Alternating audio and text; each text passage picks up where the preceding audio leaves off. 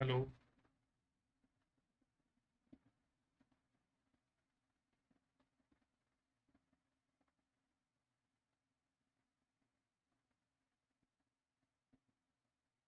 So hello students, once again welcome you all. जल्दी सभी students connect हो जाइए। और आज का सेशन जो हम स्टार्ट करने वाले हैं वो है आपका प्लास्टिक वेस्ट मैनेजमेंट टूल 2022, जो कि आपको कल ही बता दिया गया था और की मॉर्निंग में ही आपका शेड्यूल लगा दिया था। ठीक है, और आपको बता भी दिया था कि आज अपन डिस्कस करने वाले plastic waste management and handling management tool 2022। सभी स्टूडेंट जल्दी से कनेक्ट हो जाइए।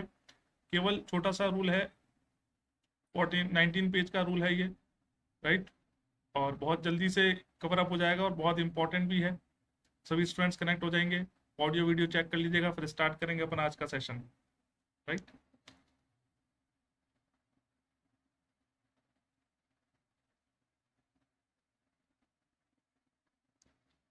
कमेंट करिए सभी स्टूडेंट्स फास्ट। तो आते हैं अपन आज के रूल पे। आज का रूल जो है वो क्या है, आपका प्लास्टिक वेस्ट है ना, प्लास्टिक वेस्ट मैनेजमेंट रूल है और इसको अपन डिस्कस करने वाले हैं। अपन इसको डिस्कस करने वाले हैं, इस plastic waste management and handling rule को। यहाँ पर अपन देखते हैं, the first thing is what, कि जो अभी लेटेस्ट जो है रूल, वो कौन सा रूल है प्लास्टिक का, तो है प्लास्टिक वेस्ट मैनेजमेंट रूल 2022, है ना। 2022 वाला एक लेटेस्ट रूल है। इसी के बारे में आपको पढ़ना है, यहीं से आपके क्वेश्चंस पूछे गए थे, है ना। यहीं से आपके क्वेश्चन पूछे गए थे। ये याद रखना, कौन सा 2022 का रूल है, राइट। अब इसमें क्या क्या आपको गिवन है वो हमें देखना है। जितने भी स्टूडेंट्स हैं, सबसे पहले कि क्या क्या इंपॉर्टेंट चीज़ यहाँ पर आपको गिवन है वो हमें देखनी है। सबसे पहले व्हाट डज द रूल से, ये पीपीटी है आपकी, उसी रूल को जो है क्या कर दिया है, एकदम ब्रीफ में बता दिया गया है और इंपॉर्टेंट चीज़ें जो हैं वो आपको यहाँ पर डिस्कस कर दी गई है। The first thing is what does the rule says, ये रूल जो है वो क्या कहता है, तो कहते हैं the plastic waste management rule 2016 mandate the generator of plastic waste to take steps to minimize the generation of plastic waste, not to litter the plastic waste, ensure segregated storage of waste at the source, and hand over the waste accordance with this rule। तो ये rule था 16 वाला, plastic waste management rule था 2016 वाला, उसी का ही modification है 2022 के अंदर। तो 2022 के अंदर उसी का ही मॉडिफिकेशन है। यहाँ पर क्या बताया जा रहा है वो आपको जरा ध्यान से देखना है कि जो प्लास्टिक वेस्ट मैनेजमेंट रूल 2016 वाला, इसमें बोला गया था कि ये मैंडेटरी है। ये आपको मैंडेटरी है कि जो भी जनरेटर्स होते हैं प्लास्टिक के, जो भी जनरेटर होते हैं प्लास्टिक के, वो क्या करेंगे, to minimise the generation of plastic waste, उसको मिनिमाइज करेंगे। किस तरह से करना है, मिनिमाइज करना है जनरेशन को, नॉट टू लिटर, कचरे को फैलाना ही नहीं उस प्लास्टिक वेस्ट को, ensure the segregated storage of waste at the source, और जहाँ पर जनरेशन हो रहा है वहाँ पर एक सेपरेट स्टोरेज बनानी होगी जिसके अंदर सेग्रीगेटेड वेस्ट को स्टोर किया जाएगा और उसको हैंड ओवर किया जाएगा अकॉर्डिंग टू दिस रूल। ठीक है, तो ये आपको मैंडेटेड कर देगा, जो भी जनरेटर है प्लास्टिक उनके ऊपर ये लागू था। और ये किसके अंदर का बात है, 2016 के रूल की बात है। Rule mandate the responsibility of, कौन अब इसको रिस्पॉन्सिबल पर्सन है इसके अंदर, तो सेंट्रल पोल्यूशन कंट्रोल बोर्ड है, स्टेट पोल्यूशन कंट्रोल बोर्ड है, पोल्यूशन कंट्रोल कमिटीज है, लोकल बॉडीज है, ग्राम पंचायत है, वेस्ट जनरेटर है, रिटेलर है, स्ट्रीट वेंडर्स है, मैन्युफैक्चरर्स है, इम्पोर्टर है, producer, recycler and waste processor. ये सभी के सभी इस रूल के अंदर आते हैं। The rule is mandate the responsibility of, किस किस की रिस्पॉन्सिबिलिटी, इन सभी की रिस्पॉन्सिबिलिटीज है। ठीक है, तो रूल किसका था, 16 वाला था, उसी को मॉडिफाइड करके क्या बता दिया है, 22 वाला रूल इसको बोल दिया है। अब इसमें क्या अलग है ये आपको देखना है। जैसे 22 वाला बोल दिया है तो क्या इसमें कुछ अलग है या वही है, तो हमने कहा अलग है। यहाँ पर थिकनेस ऑफ द प्लास्टिक जो है वो यहाँ पर चेंज करी गई है ना। अब देखिए, अब इसकी टाइमलाइन की बात करते हैं। यहाँ से एक क्वेश्चन आपको पूछा गया है प्रीवियस में। देखो कहाँ से आया था ये रूल, ये जो प्लास्टिक वेस्ट मैनेजमेंट रूल है वो इंडिया में वो कब स्टार्ट हुआ था और कितनी कितनी बार अमेंडमेंट हुए हैं, वो सारी बातें। सबसे पहले रिसाइकल्ड प्लास्टिक यूजेस रूल, सबसे पहला रूल जो आया था 1998 के अंदर आया था, रिसाइकल्ड प्लास्टिक यूजेस रूल था, है ना। अब उसी रूल को 1999 में एक साल के बाद क्या नाम दे दिया गया, तो plastic manufacturer sale and usage rule. यहाँ पर केवल यूजेस रूल था, अब यहाँ पर मैन्युफैक्चरर को और सेलर को भी इंक्लूड कर दिया गया है। अब recycled plastic manufacture and uses amendment आया था 2003 में। अभी जो प्लास्टिक मैन्युफैक्चर रूल था इसी का अमेंडमेंट आया 2003 के अंदर। फिर आया था ड्राफ्ट प्लास्टिक रूल, यह आया था 2009 के अंदर। उसके बाद में यहाँ से स्टार्ट हुआ रूल, जो आपको कई बार नाम देखने को मिल जाएगा, प्लास्टिक वेस्ट मैनेजमेंट और हैंडलिंग रूल आया था 2011 के अंदर। अब ये हैंडलिंग बोर्ड यहाँ से हटा दिया और केवल केवल मैनेजमेंट रख दिया 2016 के अंदर, जिसका मॉडिफाइड वर्जन है ये 2022। उसके बाद प्लास्टिक वेस्ट मैनेजमेंट रूल है 2016 वाला, ये 18 में इसका एक अमेंडमेंट आया, संशोधन आया इसका। अगेन इसका अमेंडमेंट आया 22 के अंदर, दो बार अमेंडमेंट आया, ये सेकेंड अमेंडमेंट है, ये फर्स्ट अमेंडमेंट था अगस्त में और ये सितंबर में। और फाइनली फरवरी 2022 के अंदर प्लास्टिक वेस्ट मैनेजमेंट रूल 2022 के अंदर एक अमेंडमेंट और आया, है ना। 2022 में एक अमेंडमेंट और आया। और अभी मैं बात करूं तो यहाँ पर देखिएगा, अभी मैं बात करूं तो एक अमेंडमेंट आपका और आया हुआ है, वही मैं आपको दिखा देता हूँ। ये देखिएगा, second amendment of plastic waste management rule 2022, है ना। ये सेकेंड अमेंडमेंट था 22 वाला, विजिबल है सभी को, बताइएगा। Second amendment plastic waste management rule 2022,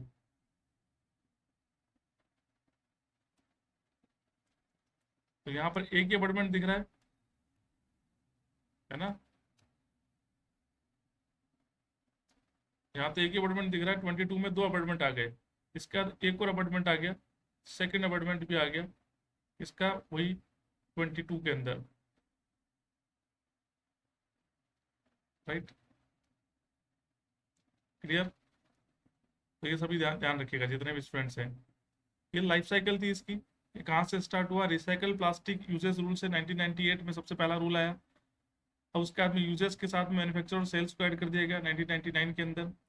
फिर रिसाइकल प्लास्टिक मैन्युफैक्चर यूजेस का अमेंडमेंट आया 2003 के अंदर, फिर उसका नाम चेंज कर दिया, ड्राफ्ट प्लास्टिक कर दिया 2009 के अंदर।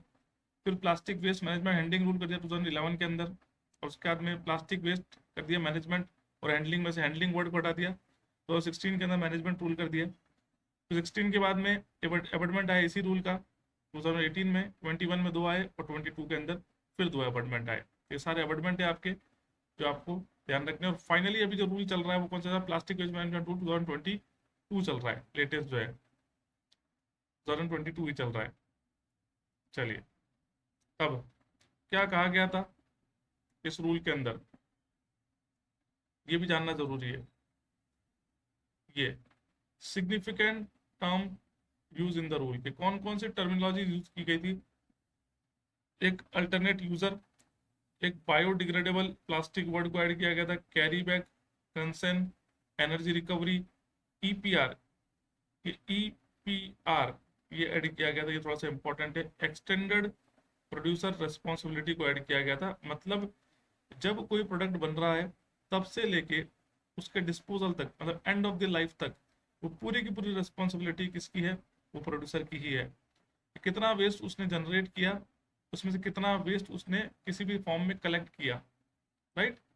वही, ऐसा तो है नहीं कि सर जो बेचा है वही, उसने कहा जितना वेस्ट मैंने जनरेट किया था अब उतना मैं कितना रिसाइकल या कलेक्ट कर पाया हूँ, तो वो भी रिस्पॉन्सिबिलिटी मेरी है, जितना जनरेट करूंगा उतना ही कवर करूंगा, कलेक्ट करूंगा, ठीक है। तो ये इसको ईपीआर कहते हैं। Food stuffs, local body, multi layer packaging, plastic, prescribe authorities, registration, recycling, virgin plastic generator, और एक और इम्पोर्टेंट के सिंगल यूज्ड प्लास्टिक को ऐड किया गया था, एसयूपी, सिंगल यूज प्लास्टिक को ऐड किया था। और वेस्ट मैनेजमेंट, ये कुछ टर्म्स थी जो यूज की गई थी इस रूल के अंदर 2022 वाले में, है ना। ये कुछ टर्म्स थी जो कि ऐड की गई थी 2022 वाले रूल्स के अंदर, राइट। तो एक तो ईपीआर याद रखिएगा और एसयूपी, एक ईपीआर वर्ड याद रखना है, एक याद रखना है SUP, single use plastic, right. बताइए, यहाँ तक क्लियर है आपको। यहाँ से इंपॉर्टेंट बातें अब चालू होने जाएंगी। अभी तक जितना आपने देखा, ठीक है, अब इंपॉर्टेंट बातें चालू होती चली जाएगी यहाँ से, कि थिकनेस फिकनेस से जो क्वेश्चन आते हैं वो सब यहाँ से बनेंगे आपके। तो दो टर्मिनोलॉजीज ऐड की गई थी और ये क्वेश्चन पूछा गया था। 2022 जो प्लास्टिक वेस्ट मैनेजमेंट रूल है उसमें किसको ऐड किया गया था, तो ईपीआर, एक्सटेंडेड प्रोड्यूसर रिस्पॉन्सिबिलिटी। मैंने बता दिया क्या होता है, कि जो प्रोड्यूसर है उस वेस्ट का, प्लास्टिक वेस्ट का, वो प्रोड्यूस करने से लेके disposal at the end of the life, उसी की रिस्पॉन्सिबिलिटी कि उसको क्या करना है, कलेक्ट भी कराना है, रिसाइकल भी कराना है, वो सब उसी का काम है। ठीक है। सिंगल यूज प्लास्टिक आगे पढ़ेंगे, जो कि जो है रिसाइकल नहीं हो पाता, एक ही बार अपने को क्या करना है, उसको यूज करना है, उसको इन्होंने बैन कर दिया था, है ना। उसको क्या कर दिया था, सिंगल यूज प्लास्टिक केवल एक ही बार यूज हो पाएगा, उस तरह के प्लास्टिक को भी उन्होंने क्या किया था, बैन कर दिया था इस रूल के अकॉर्डिंग। तो यहाँ पर देखें आगे,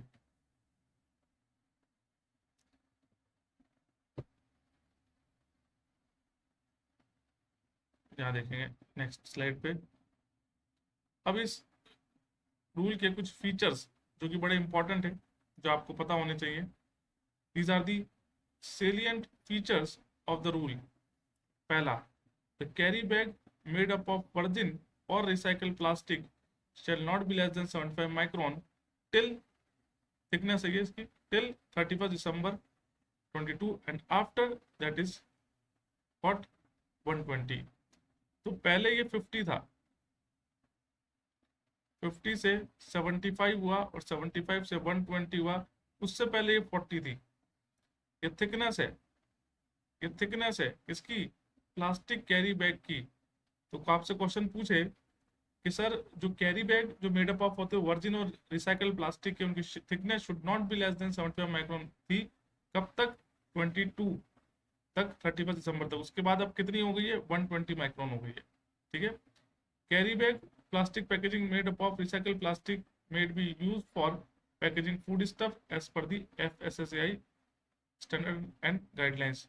फूड सेफ्टी, है ना, जो आती है ना गाइडलाइंस, जो जैसे आप चिप्स का पैकेट खरीदते हो, कोई भी आपका खाने के प्रोडक्ट खरीदते हो, उसके पीछे FSSAI का क्या होता है, सिंबल होते हैं, है ना। तो वो क्या करते हैं, वो उसको ग्रांट करते हैं, परमिट करते हैं कि ये जो है आप खा सकते हो या ये यूज़ कर सकते हो।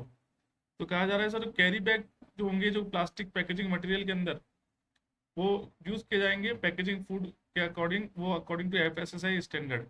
कि भाई अगर जैसे मैं नमकीन का पैकेट हुआ, बिस्किट के पैकेट्स हुए, है ना, कोई भी पैकेट प्रोडक्ट जब मैं मार्केट में भेज रहा हूँ, तो उसकी जो प्लास्टिक की थिकनेस होगी या उसकी जो उसकी प्रॉपर्टीज होंगी, वो किसके अकॉर्डिंग होंगी, FSSAI स्टैंडर्ड गाइडलाइंस के अकॉर्डिंग होगी। ठीक है। तो ये तो सबसे इंपॉर्टेंट पॉइंट था ही, कि 31 दिसंबर 2022 तक कितनी थी, 70, और अभी कितनी है, 120 micron. Is mean should not be less than 75, इससे should not be less than 120 micron, ये कैरी बैग की थिकनेस है ना। ये क्वेश्चन पूछा भी गया है, ये क्वेश्चन आपसे पूछा भी गया है। अब ये एक क्वेश्चन, ये बहुत इंपॉर्टेंट, ये भी क्वेश्चन है कि sachets using plastic materials shall not be used for storing, packaging और selling गुटखा, टोबैको एंड पान मसाला। ये सर देखा होगा कि पहले जो गुटखा वगैरह आता था, पान मसाला आता था, ये आपके किसके अंदर आता था, ये आपके प्लास्टिक के पैकेट्स में आता था, जो सेशेस, छोटे छोटे सेशेस बोलते हैं, 5, 10, 20 रुपए की चीजें आती है ना, वो सेशेस कहते हैं उसको। तो यहाँ पर कहा गया, ये बैन कर दिया गया है कि कोई भी इसको यूज नहीं करेगा, वो सेशेस जिसके ऊपर प्लास्टिक का मटेरियल हो, जो कि प्लास्टिक मटेरियल से बना गया हो। ठीक है। स्पेशली फॉर पैकेजिंग और सेलिंग व्हाट, गुटखा, टोबैको और पान मसाला। तो अब उसके पैकेट कैसे आते हैं, अब आपके कागज के पैकेट आते हैं, राइट। पहले प्लास्टिक के पैकेट्स आते थे। तो प्लास्टिक का जो मटेरियल है वो क्या कर दिया गया है, गवर्नमेंट ने बैन कर दिया गया है। गवर्नमेंट ने क्या बोला है कि इसको बैन कर दो फॉर सेलिंग गुटखा, टोबैको और पान मसाला, बेसिकली इनके लिए, है ना। ऐसा नहीं, अब बच्चा कहेगा सर बिस्किट तो आज ही प्लास्टिक में आता है, नमकीन प्लास्टिक में आती है, कुरकुरे चिप्स प्लास्टिक में आते हैं, उसके लिए नहीं बोला गया था। यहाँ पर गुटखा, टोबैको और पान मसाले के लिए स्पेशली बैन कर दिया गया था प्लास्टिक शेसेस को। क्लियर हुआ, बात समझ में आ रही है आपको। डन भी करते रहिएगा जितने भी स्टूडेंट्स हैं, है ना, जितने भी स्टूडेंट्स हैं डन भी करते रहिएगा। तो थिकनेस एक याद रखनी है, लेटेस्ट 120 माइक्रोन है, 75 थी, उससे पहले 50 थी, उससे पहले 40 माइक्रोन थी। कैरी बैग जो होता है, जो कि प्लास्टिक पैकेजिंग के लिए होगा, फूड स्टफ्स उसके अंदर रखे जाएंगे, वो FSSAI स्टैंडर्ड्स या गाइडलाइंस को फॉलो करेगा। और जो भी गुटखा, टोबैको और पान मसाला है वो प्लास्टिक के शेसेज में बेचे नहीं जाएंगे, ये बैन कर दिया गया था। ठीक है, इस रूल के अकॉर्डिंग। बिल्कुल डन। ओके सुष्मिता। नेक्स्ट देखिएगा, plastic sheet or like which is not an integral part of multi-layer packaging and cover made up of plastic sheet used for packaging wrapping the commodity shall not be less than the 50 micron thickness except where the thickness of such plastic sheet impart the functionality of the product। ये कहा गया है कि sir वो plastic sheet, ये भी important है, कहा गया है कि वो प्लास्टिक शीट जो पैकेजिंग वगैरह में यूज हो जाएगी, जैसे आपका मोबाइल फोन्स आते हैं वो रैप होके आते हैं, आपके पैक होके आते हैं, तो वहां पर जो प्लास्टिक की शीट्स अगर आप यूज कर रहे हो तो उसकी थिकनेस 50 माइक्रोन से कम नहीं होनी चाहिए, should not be less than 50 micron. Mu micron का साइन होता है ना, should not be less than 50 micron. तो यहाँ पर दो थिकनेस हो गई। कौन कौन सी थिकनेस हो गई कि सर, एक थिकनेस तो हो गई हमारी इसकी, एक थिकनेस तो हो गई हमारी कैरी बैग की, और दूसरी दूसरी थिकनेस हो गई हमारी उस पैकेजिंग फिल्म की या मल्टीलेयर पैकेजिंग की, should not be less than 50 micron, should not be less than 50 micron. Right. अब देखिएगा, दो तीन बातें और है इसकी जो ध्यान में रखनी है। Producer, brand owner, importer need to work out collection back mechanism for the equivalent quantity of plastic waste introduced by them in Indian market to meet the EPR obligation। ये मैंने आपको पहले डिस्कस कर दिया, जब EPR बताया था, तभी डिस्कस कर दिया था। जरा देखो, पढ़ो, क्या वही है क्या कि जो भी प्रोड्यूसर है, जो भी ब्रांड ओनर है, जो भी ब्रांड ओनर है, वो क्या करेंगे कि जितना वेस्ट उन्होंने प्रोड्यूस किया है उसके इक्विवेलेंट, उसी के ही बराबर उतना क्वांटिटी ऑफ प्लास्टिक को वो इंडियन मार्केट से बैक करेंगे, मतलब कलेक्ट करके उसको ट्रीट करेंगे।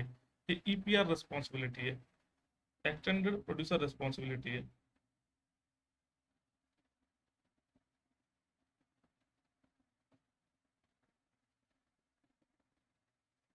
बताओ, क्लियर हुआ क्या?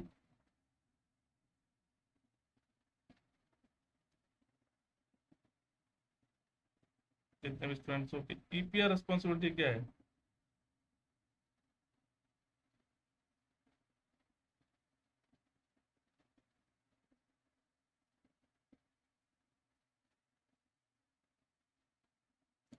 बताइए जितने भी स्टूडेंट्स हैं।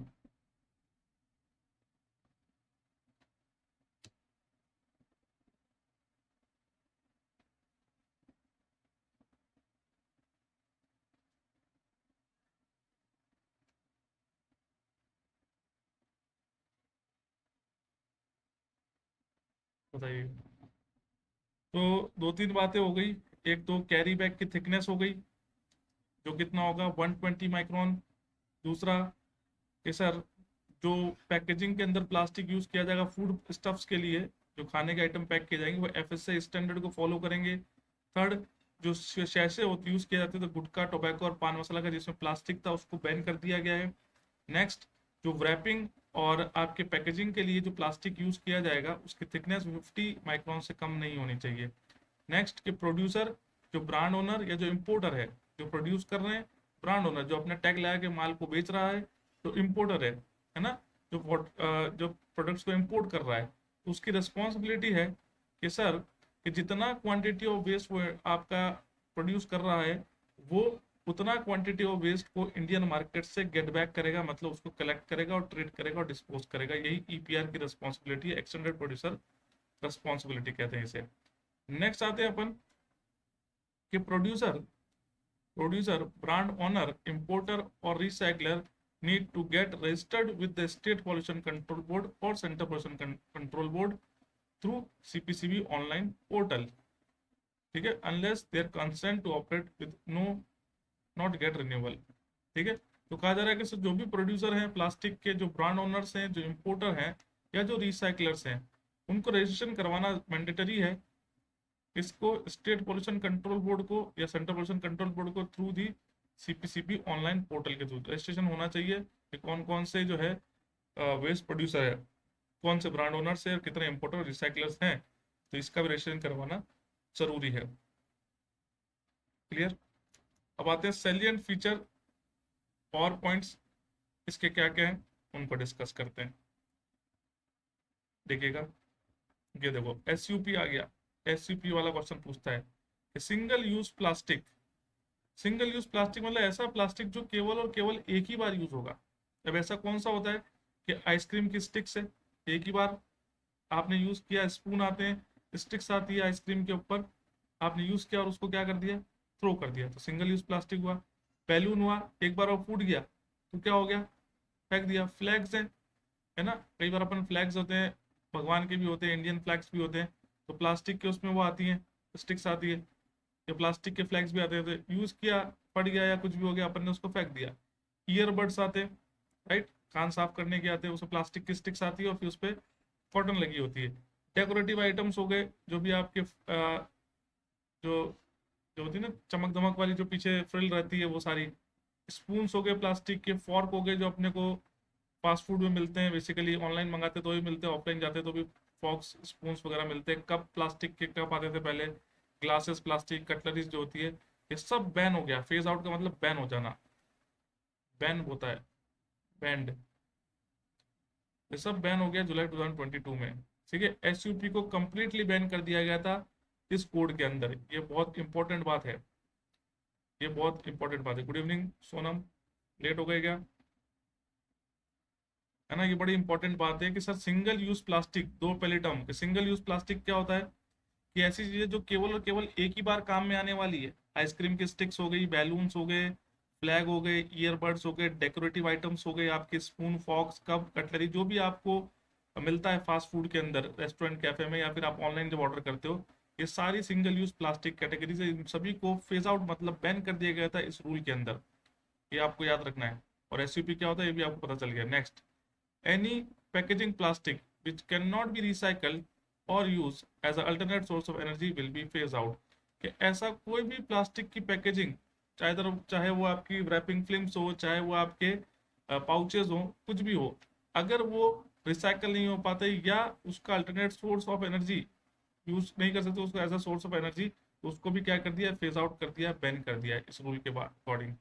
Multi-layer plastic packaging can be co-processed and used as an alternate source of energy in waste to energy, cement clean, road construction, pyrolysis and gasification।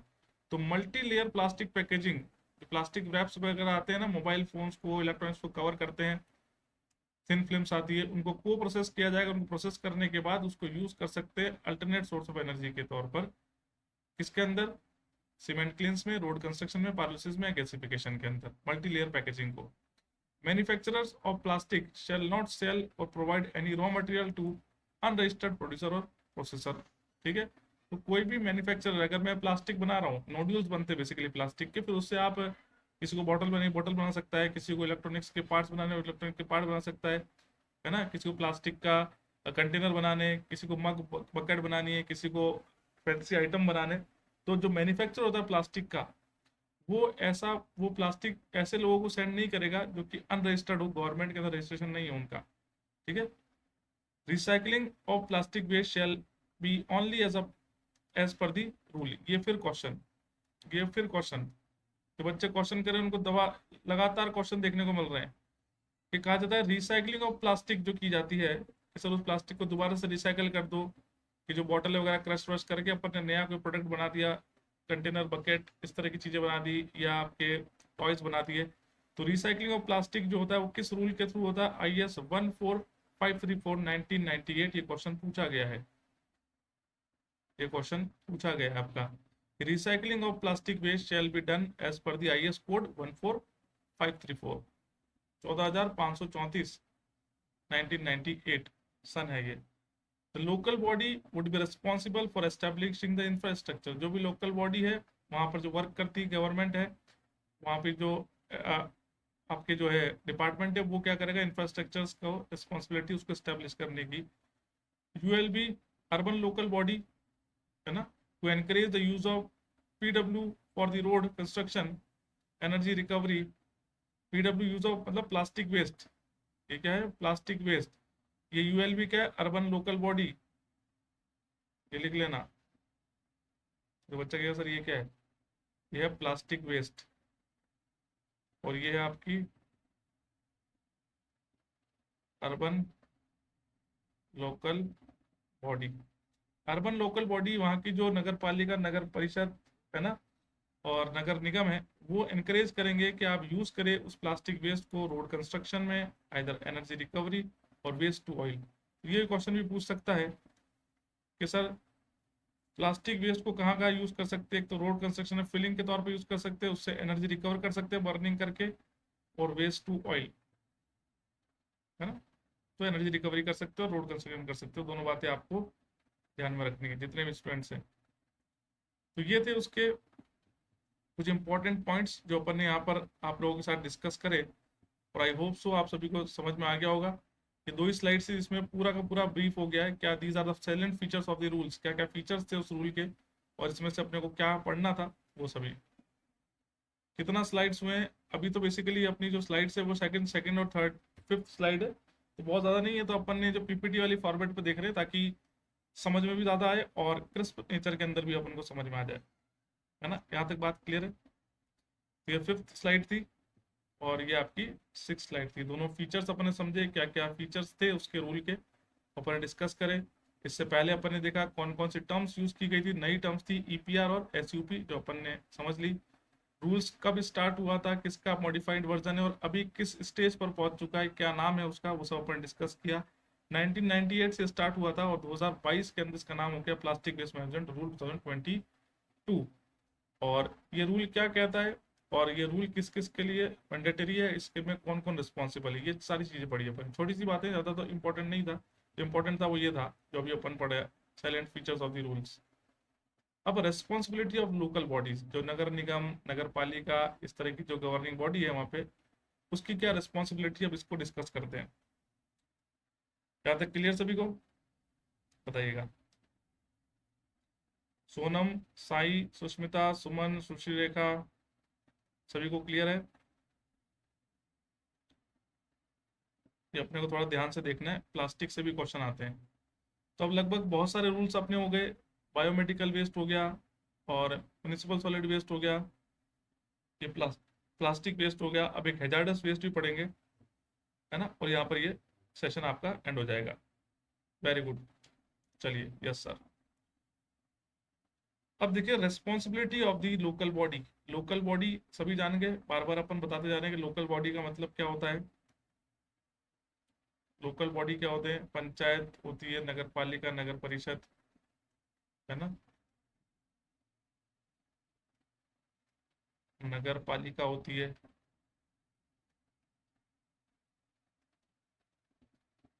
नगर परिषद होती है, नगर निगम होते हैं, these all are the local body, ये slash लगा लेना। नगर पालिका नगर परिषद नगर निगम इसको बोलते हैं लोकल बॉडीज। तो इसमें क्या रिस्पॉन्सिबिलिटी है कि सर जितना भी वेस्ट डेवलप हो रहा है वो सब को कलेक्ट करना, सेग्रीगेट करना, स्टोर करना, ट्रांसपोर्ट करना, डिस्पोज करना, ये किसका काम है, नगर पालिका का, लोकल बॉडीज का है। तो कहा देखो every local body shall be responsible for the development and setting up the infrastructures for the segregation, collection, storage, transportation, processing, disposal of plastic waste, either on its own or engaged agencies or producer। तो इस तरह की बातें, जो भी plastic waste generate हो रहा है उसका segregate, collect, storage, disposal, treat करना, ये सब किसका काम है, लोकल बॉडी का है। अगर उनके पास इस तरह की फैसिलिटी अवेलेबल नहीं है तो वो जो है अदर एजेंसीज का भी यूज कर सकते हैं, कॉन्ट्रैक्ट निकाल सकते हैं। The local bodies shall be responsible for setting up the operationalization and coordination of the waste management system and performing the associated function। ठीक है, तो वही सेटिंग करेगा और वही कोऑर्डिनेट करेगा वेस्ट मैनेजमेंट सिस्टम से कि क्या वो वेस्ट कलेक्ट हो रहा है, और हो रहा है तो किस तरीके से हो रहा है, कितना वेस्ट हो रहा है। तो रेस्पॉन्सिबल बॉडी जो है वो कौन है, लोकल बॉडी ही है। अब क्या क्या फंक्शंस है वो यहाँ पर देखेगा। Ensure segregation, collection, storage, transportation, processing and disposal of plastic waste, उन्हीं को इंश्योर करना है कि उसको कलेक्ट भी करना है, सेग्रीगेट करना है, ट्रेड, ट्रांसपोर्ट, डिस्पोज, सब उनका काम है। दूसरा ध्यान रखना है कि there will be no damage is cause to the environment during this process. उनको ध्यान में ये भी रखना है कि जब आप इस वेस्ट मैनेजमेंट सिस्टम को चला रहे हैं तो उस समय आपके एनवायरनमेंट का कोई भी डैमेज ना हो। Ensure channelization of recyclable plastic waste fraction to recycler. जो भी रिसाइक्लेबल प्लास्टिक वेस्ट है उसको रिसाइकलर को भेजना है, इसका चैनलाइजेशन करना है आपको। इसको आपको रेगुलर बेसिस पे करना है और रजिस्टर्ड रिसाइकलर को ही आपको देना है। Ensure the processing and the disposal of non recyclable fraction of plastic waste in accordance with the guidelines issued by the CPCB. Sir ऐसे कोई प्लास्टिक वेस्ट जो कि ना प्रोसेस हो सकता है ना आपका रिसाइक्लेबल है ना, उस वेस्ट को सीपीसीबी की गाइडलाइंस के अकॉर्डिंग क्या करना है, उसको ट्रीट करना है। Creating the awareness among all the stakeholders about their responsibility. और सभी स्टेक होल्डर्स जो है उन सभी को क्या करना है, रिस्पॉन्सिबिलिटी को समझाना है, उनको अवेयर करवाना है। इंगेज सिविल एसोसिएट सोसाइटीज और group working with the waste pickers, है ना, और वेस्ट पिकर के साथ जो एनजीओ होते हैं उनको लगाना है आपका। Ensure that open burning of plastic waste does not take place. तो ये याद रखना है कि ओपन बर्निंग नहीं होनी चाहिए प्लास्टिक वेस्ट की, वहाँ से डाइऑक्सिन ऑफ फ्यूरेंस निकलेंगे, उसको आप कंट्रोल नहीं कर पाओगे। इंसिनरेटर्स में तो अपन क्या कर सकते हैं, कल पढ़ा था अपन ने, डिवाइस लगाते हैं पॉल्यूशन कंट्रोल करने के लिए ना, एमिशन कंट्रोल के लिए। तो वहाँ तो पॉसिबल है पर यहाँ पर आप कंट्रोल नहीं कर पाओगे, इसलिए खुले में कचरे को जलाना अलाउ नहीं है। इसको भी ध्यान में रखना, किसका काम है, लोकल बॉडी का काम है। The local body for setting up the system for plastic waste management shall seek assign assistance of the producer. Such system shall be set up within 1 year from the date of final publication of this rule. ये कहा गया है कि sir ये जो local body को ये जो प्लास्टिक वेस्ट मैनेजमेंट सिस्टम लगाना था, ये इस रूल के 1 साल के अंदर अंदर लगा देना है। The local body to frame bylaws incorporating the provision of this rule. और वही क्या करेगी, बाय लॉज बनाएगी कि सर कितना जुर्माना होगा, क्या होगा, कहाँ पर डंप करना है, नहीं करा तो क्या होगा, वो सारी बातें कौन बनाएगा, लोकल बॉडी के ही हाथ में,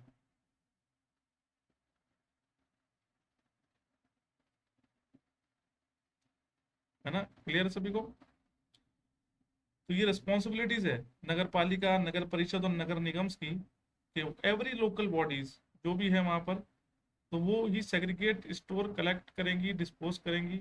और वही जो है किसी के बीच में जो प्राइवेट एजेंसीज है उनके थ्रू कॉन्टैक्ट करके इस तरह के वर्क को कैरी फॉरवर्ड करेंगे।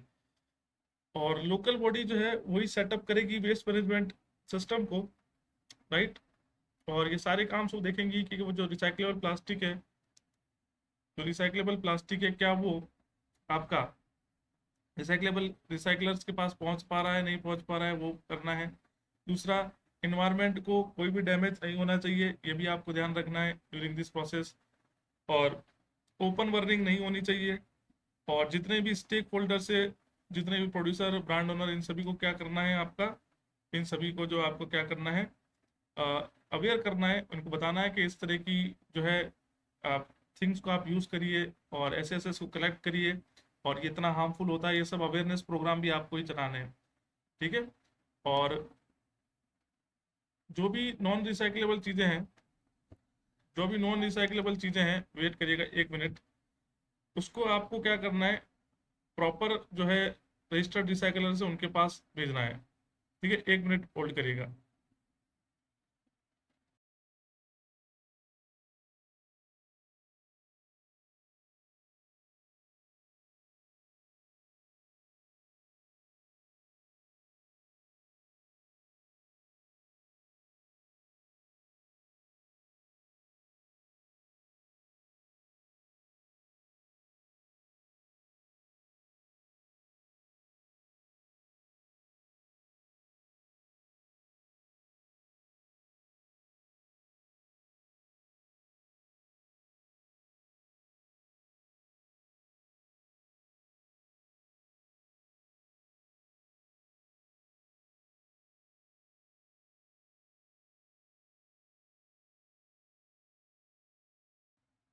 राइट, यहाँ तक क्लियर सभी को, बताइएगा। जितने भी स्टूडेंट्स हैं, these are the responsibilities of local bodies.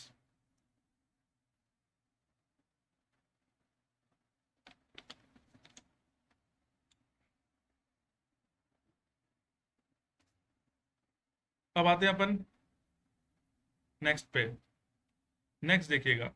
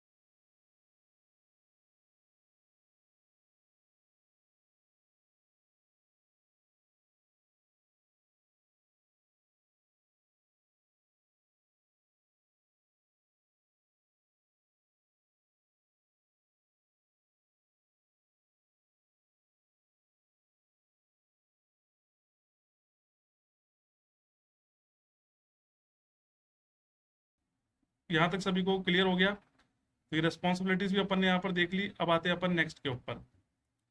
Next हम देखते हैं यहाँ पे कंप्लायंस रिलेटेड रूल्स। ये सबसे इंपॉर्टेंट है, कैटेगरीज ऑफ प्लास्टिक, जो मैंने आपको पीवाईक्यूज में भी डिस्कस करी थी, कैटेगरीज ऑफ प्लास्टिक। और कहीं ना कहीं आपने भी बहुत सारे क्वेश्चंस देखे होंगे इन कैटेगरीज ऑफ प्लास्टिक पे, तब उन्हीं की बात अपन यहाँ पर डिस्कस करने वाले हैं। राइट, कैटेगरीज ऑफ प्लास्टिक बताइए, सभी को विजिबल है ये?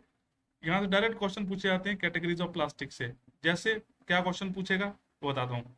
The first thing is that, कितनी कैटेगरीज होती है प्लास्टिक की? तो 7 कैटेगरीज होती है ना? कितनी कैटेगरीज अगर आप बोलें कि how much categories of plastic can mentioned in the plastic waste management rule 2022, तो यू कैन से 7 कैटेगरीज होती है ना? देखो लिखा है प्लास्टिक वेस्ट मैनेजमेंट रूल 2016, उसी का मॉडिफिकेशन 22, इसके अंदर 7 कैटेगरीज आपकी मेंशन्ड है। किसके बेसिस पर है? तो बेसिस ऑफ इट्स रिसाइक्लेबिलिटी। किसके बेसिस पर ये क्वेश्चन पूछता है? किसके बेसिस पर? बेसिस ऑफ देयर रिसाइक्लेबिलिटी के बेसिस के ऊपर। अब कैटेगरी 7 है, तो पहली पेट, फिर एचडीपी, पीवीसी, एलडीपी, पीपी और पीएस, और लास्ट में अदर्स। इसको बोलते हैं अदर्स। ठीक है। पॉलीथीन, ये जो है पेट, पॉलीइथाइलिन टेट्राफिलेट फॉर्म, याद भी रखेगा नाम। एचडीपी के हाई डेंसिटी पॉलीथीन, पीवीसी सभी जानते हैं पॉलीविलाइन क्लोराइड होता है, LDP low density polythene, PP polypropylene, PS polystyrene, styrene, है ना? और मल्टी लेयर्स जो होते हैं, मतलब अदर्स, जिसमें क्या क्या आ गया? ब्यूटाडाइन, स्टेराइन, एक्रेलोनाइट्राइन, पॉलीफिनाइलिन ऑक्साइड, पॉलीकार्बोनेटेड, पॉलीब्यूटाइल, टेट्राफिलेट्स, और आपके बेकेलाइट, रबर, बेकेलाइट हो गया, रबर हो गया, पॉलिस्टर्स हो गया। ये सब किसके अंदर आएंगे?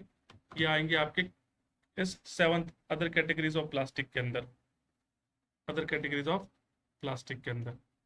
तो सबसे पहले तो कितनी कैटेगरीज होती है ये जानना जरूरी है। 7 कैटेगरीज होती हैं। क्या क्या नाम होते हैं? PET, HDP, PVC, LDP, PP, PS और अदर्स। राइट।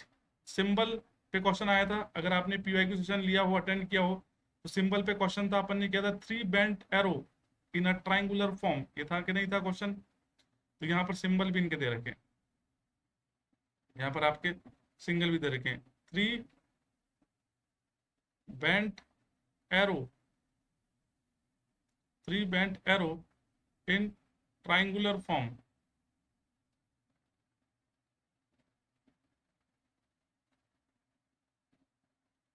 3 बेंट एरो है, और वो किस फॉर्म में होते हैं? ट्राइंगुलर फॉर्म में। ये ऑब्जेक्टिव क्वेश्चन था जो अपने पीवाईक्यू में किया था, तो आपको समझ भी आ गया हो कहाँ से क्वेश्चन पूछा गया था। ये सिंबल है, और बीच में नंबर इनसाइड ऐसा भी लिखा होता है, an number inside, number inside. Clear? बताइए कितने भी स्टूडेंट्स है यहाँ तक? क्लियर सभी को? अब एक आते हैं सर एग्जाम्पल, यहाँ से आते हैं सर एग्जाम्पल से क्वेश्चन आते हैं। फिर एग्जाम्पल से क्या क्वेश्चन पूछता है वो भी देख लीजिए आप।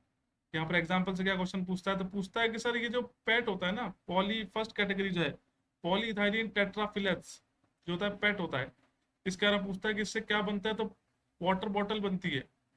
इंपॉर्टेंट बात बता रहा हूँ, वाटर बॉटल बनती है। कि बहुत सारी चीजें आप याद रख नहीं पाओगे। वाटर बॉटल, या ऐसी बॉटल जिसके अंदर फूड स्टफ पैक होता है। राइट, जैसे ये देखो दिख रही है आपको, ड्रिंकिंग वाटर बॉटल हो गई, ये आपका माजा या कोक वगैरह हो गया, ये सॉसेस की बॉटल होगी। मतलब जो भी फूड आर्टिकल्स होते हैं, फूड ग्रेड आइटम्स होते हैं, उनके लिए जो प्रेफरेबल कैटेगरी है प्लास्टिक की, वो पेट है, पीईटी पेट कैटेगरी 1, पीईटी पेट कैटेगरी 1। जितने भी फूड स्टफ्स होते हैं, जो भी फूड पैकेजिंग के अंदर यूज आने वाले हैं, है ना, वो सारी बॉटल्स वगैरह किससे बनती हैं? पेट से बनती है। अब एचडीपी, हाई डेंसिटी पॉलीइथीन, इसके मिल्क बैग डिटर्जेंट बैग बनती है। इसके याद रखिएगा, इंपॉर्टेंट बता रहा हूँ केवल, मिल्क बैग डिटर्जेंट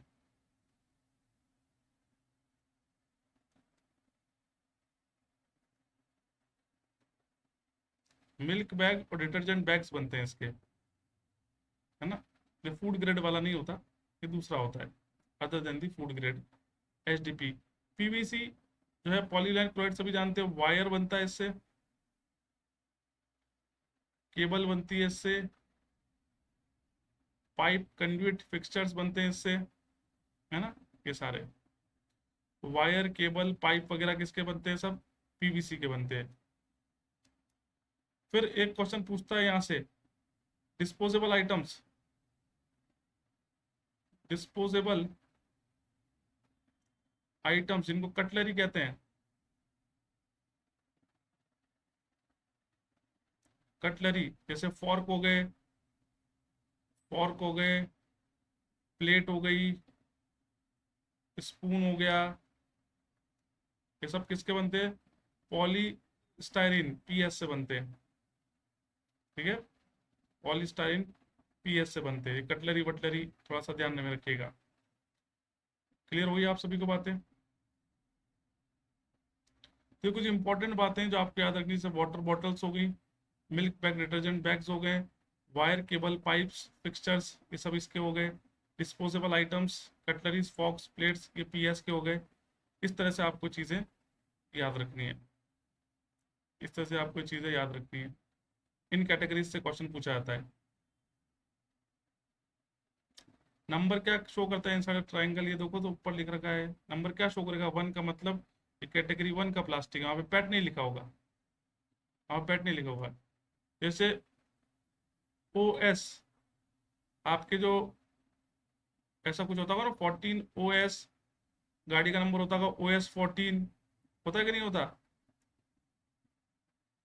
तो वो OS क्या शो कर रहा है, उसमें बताने की जरूरत नहीं है कि आपको उड़ीसा का है, कहाँ का नंबर है ये, क्यों, ये OS 14 JP 1972 इस तरह के नंबर होते होंगे, नहीं होते होंगे आपके। तो ये OS क्या कर रहे हैं, व्हीकल के नंबर होते होंगे ना, तो OS बताने की जरूरत नहीं है कि सर OS क्या है, ये OS है आपका स्टेट को रिप्रेजेंट कर, जैसे यहाँ होता है RJ 14 CP, है ना, 1462 67 इस तरह की। तो ये RJ क्या राजस्थान को रिप्रेजेंट कर रहा है, ऐसे UP HR ये क्या रिप्रेजेंट कर रहे हैं, ये स्टेट को रिप्रेजेंट, तो वैसे ही अपन क्या जा रहा है यहाँ पर, जो ये 1 2 3 क्या है, it will represent the category of plastic, ये कौन सी कैटेगरी प्लास्टिक की वो रिप्रेजेंट कर रहा है। वहां पर बार बार नहीं लिखा गया सर ये पेट है, कि सर ये आपका HDP है, ये PVC है, PP है या PS है, वहाँ क्या लिखा होगा, वहाँ आपको लिखा होगा केवल और केवल वो नंबर, ट्राइंगल के अंदर बता देगा नंबर। देखना आप कभी जाओ मॉल के अंदर, कोई प्रोडक्ट आप खरीदो, बॉटल वगैरह अपन बेसिकली खरीदते हैं टिफिन बॉटल, तो वहाँ देखना क्या लिखा होगा, वहाँ पे आप देखना ध्यान से कि क्या लिखा है, तो आपको पता चलेगा।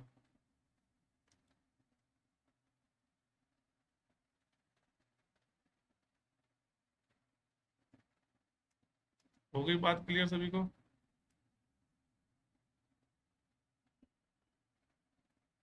बताओ।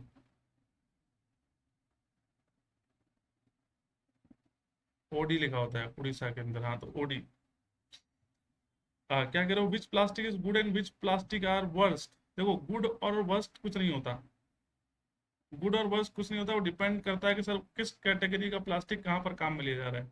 अगर ये गुड या बैड होता तो फिर यहाँ पर नहीं आता, राइट। तो यहाँ पर ये कह सकते हैं कि जो ड्रिंकिंग बॉटल्स होती है, वाटर बॉटल, ये सबसे ज़्यादा सही होता है, क्योंकि इस जो भी वाटर बॉटल्स हैं या जो भी फूड आइटम्स है, उसको अगर आप उसके अंदर प्लेस करें, उसके अंदर वो हाई कैटेगरी का प्लास्टिक होगा, मतलब कैटेगरी 1 जो है वो बेस्ट है, ऐसा कह सकते हैं अपन। कैटेगरी 1 जो है वो गुड कैटेगरी का, बाकी हर चीज़ खाने में तो आप देखो इस फॉर्क वगैरह से भी खाते हो ना, राइट, तो ये भी तो गुड हुआ। तो ये कैटेगरीज है कि कौन सा प्रोडक्ट किसका बनना है, डक्टिलिटी भी मेंटेन करती है ना, कई सारी चीज़ें, उसकी स्ट्रेंथ भी मेंटेन करती है, वो सारी चीज़ें होनी चाहिए। यहाँ तक बात क्लियर।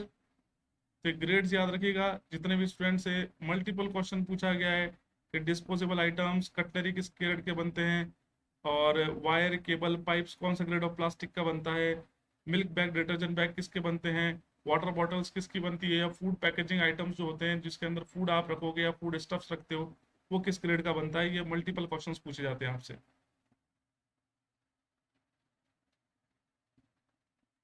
ठीक है, चलिए अब आते हैं अपन नेक्स्ट पे।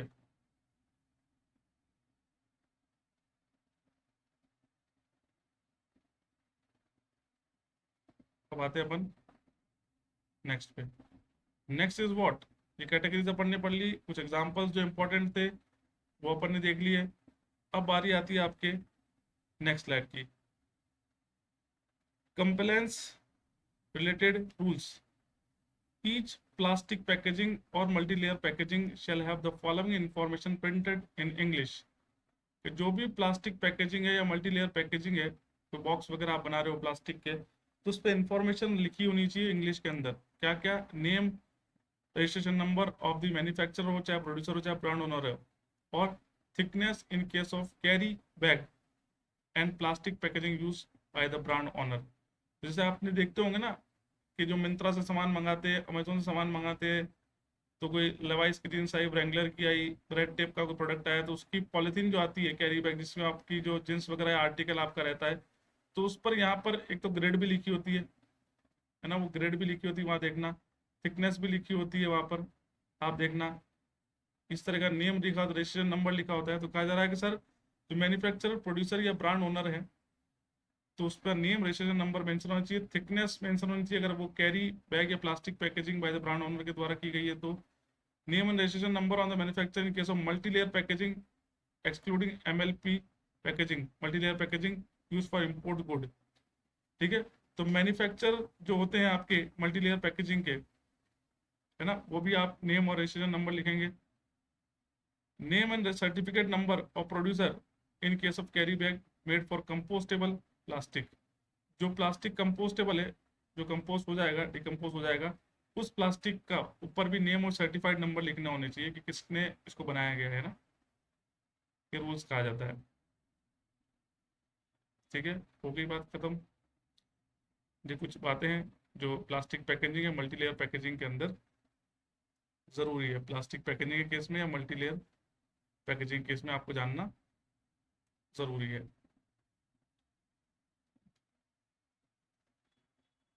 अब आते हैं अपन नेक्स्ट पे। ये देखिएगा, मैंने कहा था ना 50 भी थी, ये आ गया यहाँ पर।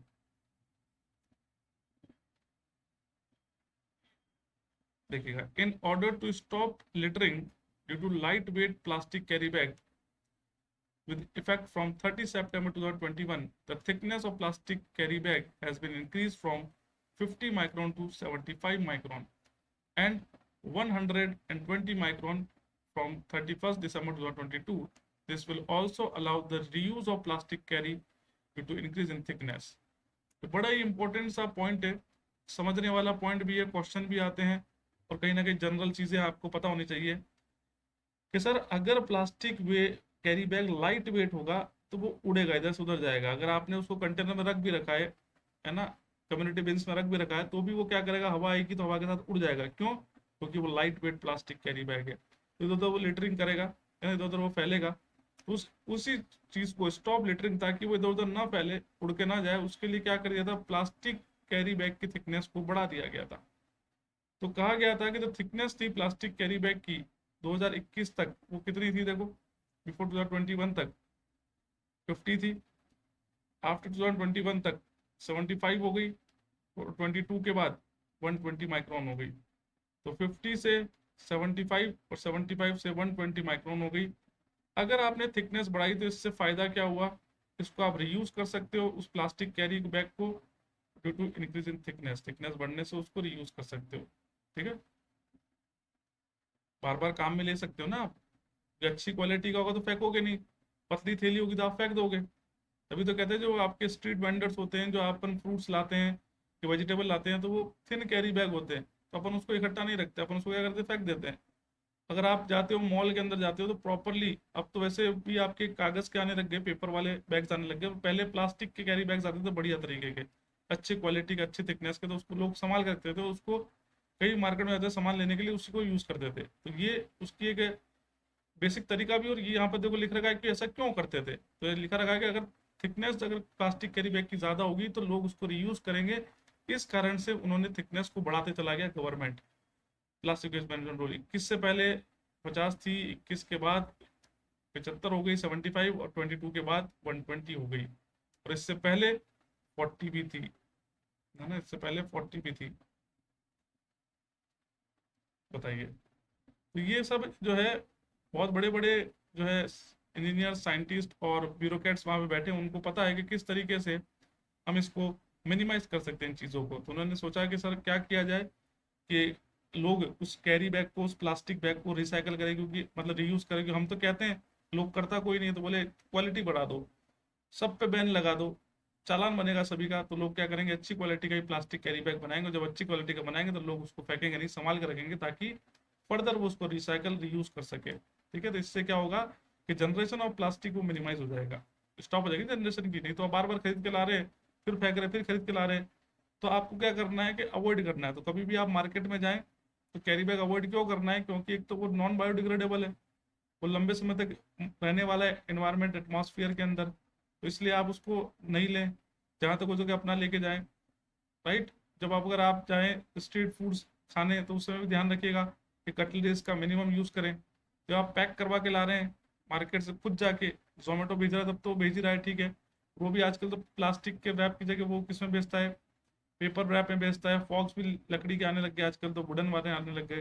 राइट। तो प्लास्टिक तो ऐसे ही बैन हो रहा है, पर अगर आप खुद से जाएं तो भी आप उसको अवॉइड करें कि सर हमें ये प्लास्टिक के फॉक वगैरह नहीं लेने, क्योंकि अगर आप लोगे नहीं तो जनरेशन कहाँ से होगा, जनरेशन क्या हो जाएगा, मिनिमाइज। जनरेशन में तो मिनिमाइज करना है, कि जनरेशन मिनिमाइज होगा तो अपने आप डिस्पोजल नहीं करना होगा या कम करना होगा। समझ में आई बातें, कि क्यों इस तरह से हमारे साथ किया जा रहा है गवर्नमेंट के द्वारा, क्या उसकी पॉलिसीज है पीछे की। ये पॉलिसीज है जो आपके सामने आज मैंने डिस्कस करी। अब आते हैं अपन नेक्स्ट पे। अब ये स्पेशली दे दिया सिंगल यूज प्लास्टिक के बारे में, और ये बड़ा इंपॉर्टेंट सा है। एक बार फिर से, वैसे तो अपन को समझ में आई गया सिंगल यूज प्लास्टिक मतलब ऐसी चीजें जो केवल केवल एक बार यूज में आती, फिर अपन यूज एंड थ्रो कर देते हैं, उनको बोलते हैं सिंगल यूज प्लास्टिक। तो as per the plastic waste management amendment rule 2021, the single use plastic item, it's a plastic commodity intended to be used once for the same purpose before being disposed or recycled। ठीक है, यहाँ पर देखिएगा,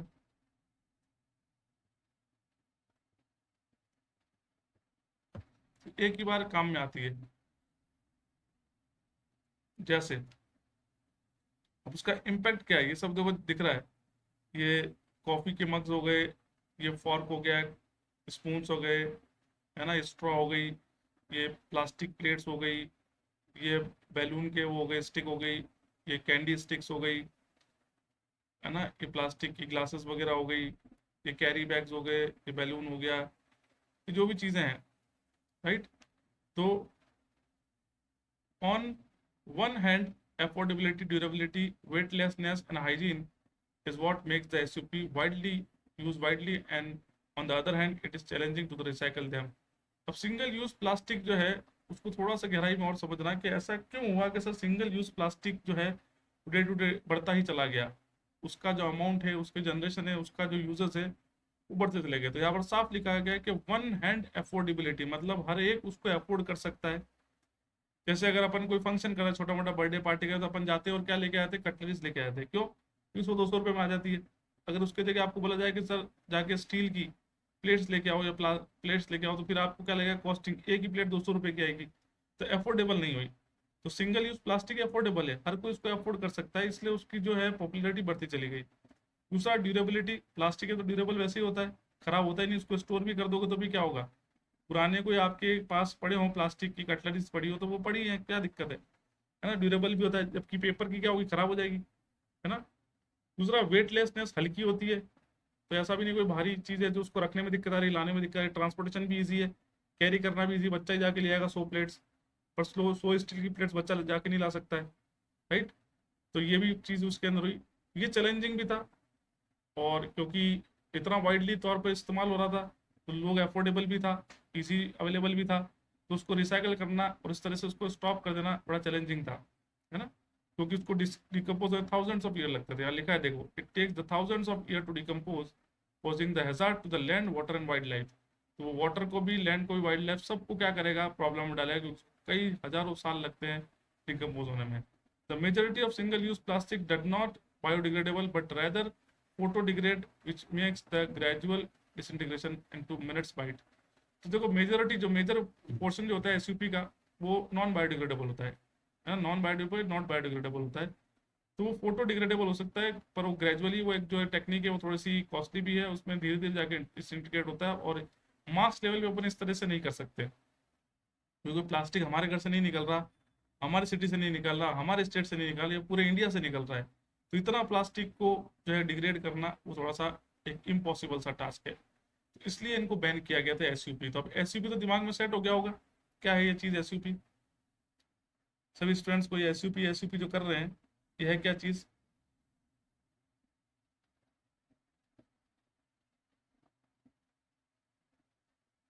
बताओ।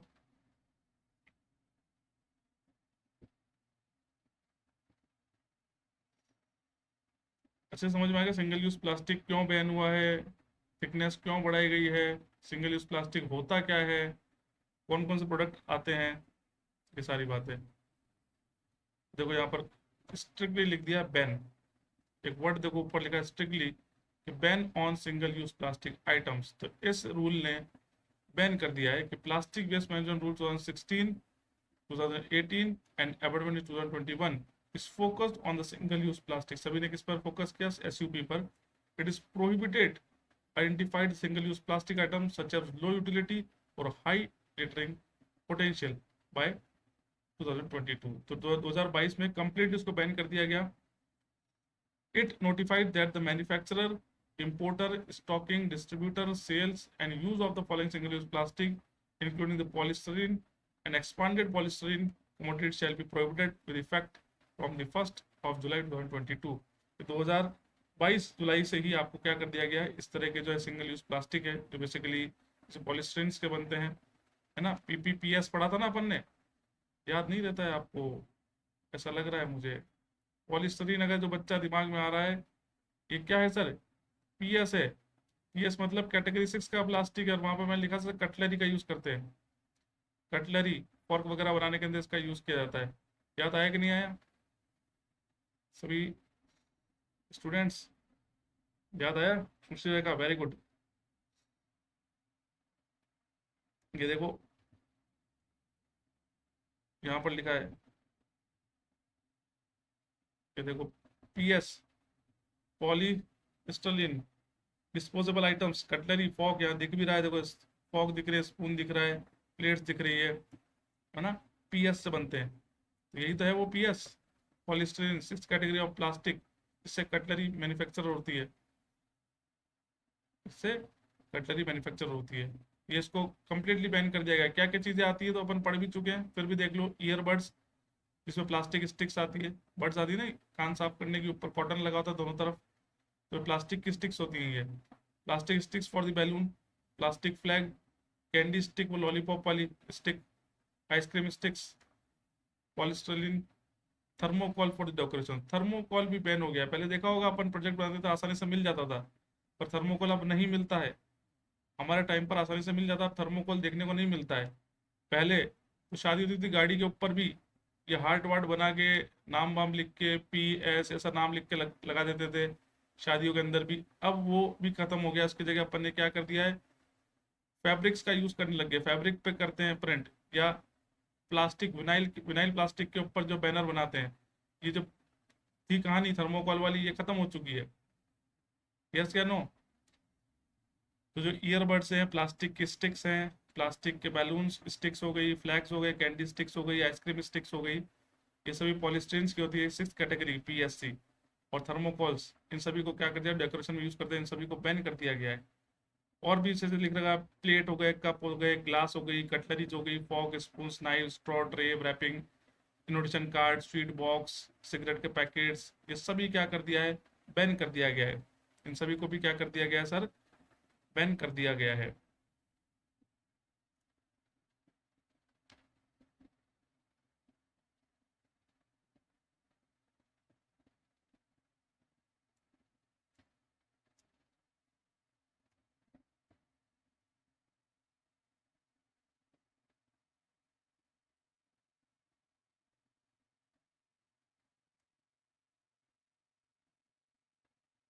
इन सभी को ban कर दिया गया है।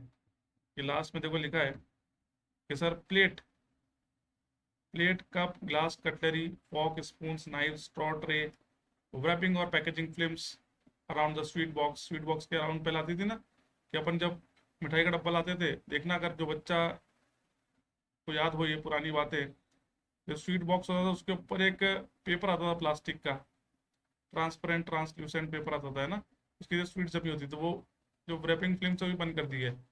इनविटेशन कार्ड्स हो गए, सिगरेट हो गई, प्लास्टिक और पीवीसी के बैनर्स हो गए जिनकी thickness less than 100 micron, stirrers हो गए जो हिलाते हैं ना, स्टीरर्स जूस वगैरह के अंदर, वो सब बैन कर दिया गया। ये सब एसयूपी में आते हैं। नेक्स्ट अपन बात करें single use plastic item to be ban, कि वो कौन से प्लास्टिक आइटम है जिनको बैन किया गया है। तो देखिए यार, ये डायग्राम से बता रहा है कि earbuds with plastic sticks, balloon stick, plastic flag, candy stick, ice cream sticks, straw हो गई, और थर्मोकॉल फॉर डेकोरेशन हो गया। ये प्लास्टिक यूटेंसिल्स हो गए, कटलरीज हो गई पूरी, है ना, ये प्लास्टिक यूटेंसिल्स है, पूरी की पूरी कटलरी हो गई। और प्लास्टिक शीट्स, ये देखो देखो डब्बों के अंदर लिख रखे ना, ये बॉक्सेस के अंदर प्लास्टिक की शीट्स, ये रैपिंग शीट्स ये बंद कर दी गई है। जो अपन इनविटेशन कार्ड जो प्लास्टिक के आते थे, सिगरेट के पैकेट्स हो गए, प्लास्टिक और पीवीसी के बैनर जिनकी थिकनेस लेस देन 100 है, इनको भी बैन कर दिया गया है। ठीक है, ये सारी बातें जो लिखा था वो यहाँ पर डायग्राम के थ्रू समझा भी दिया आपको ताकि दिमाग में सेट हो जाए। अब पेनल्टी कितनी है, पेनल्टी कितनी है, तो spot fine on waste generator जो है वो 500 है। स्पॉट फाइन जो इंस्टीट्यूशन जो है, एक तो हो गया इंडिविजुअल, हो गया इंडिविजुअल लेवल पे हो गया, जैसे कोई स्ट्रीट वेंडर्स है उनके ऊपर तो 500 रुपये का फाइन है। तो इंस्टीट्यूशनल वेस्ट जनरेटर है उनके ऊपर कितना है, 5,000 का फाइन है। अब कौन लगा सकता है fine, state pollution control board, pollution control committees, import fine on the defaulter producer of SUP, जो एसयूपी का प्रोड्यूस कर रहे हैं उनके ऊपर। Local bodies important fine import करती है, फाइन रिटेलर, सेलर और user of single use plastic. तो ये जो है प्रोड्यूसर पे लगाते हैं। स्टेट पोल्यूशन बोर्ड तो है जो फैक्ट्रीज पे लगाती है, जो प्रोड्यूस कर रहा है उन पर फाइन लगाती है। लोकल बॉडीज जो छोटे दुकानदार होते हैं, फ्रूट सेलर्स होते हैं, उनके ऊपर लगाती है local body. The fine impose in accordance with the guideline of election commission, क्या है ये, EC, assessment prepared by CPCB. जो भी असेसमेंट बनाया गया था सिलेक्शन पोल्यूशन कंट्रोल बोर्ड के द्वारा, उसके अकॉर्डिंग ही गाइडलाइंस फॉलो करेंगे, उसी अकॉर्डिंग फाइन इम्पोज करेंगे। तो स्टेट पॉल्यूशन कंट्रोल बोर्ड और पॉल्यूशन कंट्रोल कमिटीज ये किस पे लगाती है फाइन, प्रोड्यूसर पे जो प्रोड्यूस कर रहा है। लोकल बॉडीज जो होती है ये किस पे लगाती है, रिटेलर पर, सेलर पर, इन पे लगाती है, छोटे दुकानदारों पर।